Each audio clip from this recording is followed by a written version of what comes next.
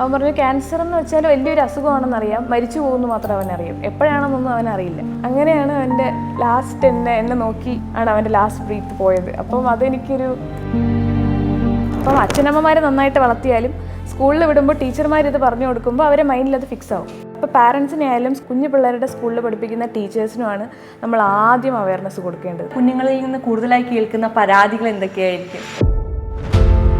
ഞാൻ സുന്ദരിയാവും, മുടി നന്നായിട്ട് വളരാൻ ഇത് കഴിക്കണമെന്ന് അവരുടെ ടീച്ചർ പറഞ്ഞു കൊടുത്താൽ അവർ തന്നെ അതിൻ്റെ പുറകിൽ പൊക്കോളും. അത് നമ്മൾ പരസ്യത്തിൽ കാണുന്ന ക്രീം അതൊക്കെ വേണമെന്ന് വാശി പിടിക്കുന്ന എന്തുകൊണ്ടാണ്? അവരെ പോലെ സുന്ദരിയാവാനില്ല. നമ്മൾ ഫ്രണ്ട്സ് ആയാലും എന്തെങ്കിലും പറയണമെന്ന് വെച്ചാൽ ജഡ്ജ് ചെയ്യാതെ, തിരിച്ച് അവരോട് ജഡ്ജ് ചെയ്യാതെ കേൾക്കുക. ഇപ്പം കേൾക്കാനാണ് ആൾക്കാരില്ലാത്തത്. കമ്മ്യൂണിക്കേഷൻ ആണ്. അങ്ങനെ സ്ട്രൈക്ക് ചെയ്ത് നിൽക്കുന്ന ആരെങ്കിലും ഉണ്ടോ? ഒരാളുണ്ട്. പക്ഷേ ആ അമ്മയാണെങ്കിൽ എന്ന് പറഞ്ഞാൽ ആ കുട്ടി എന്നോട് വന്ന് പറഞ്ഞു.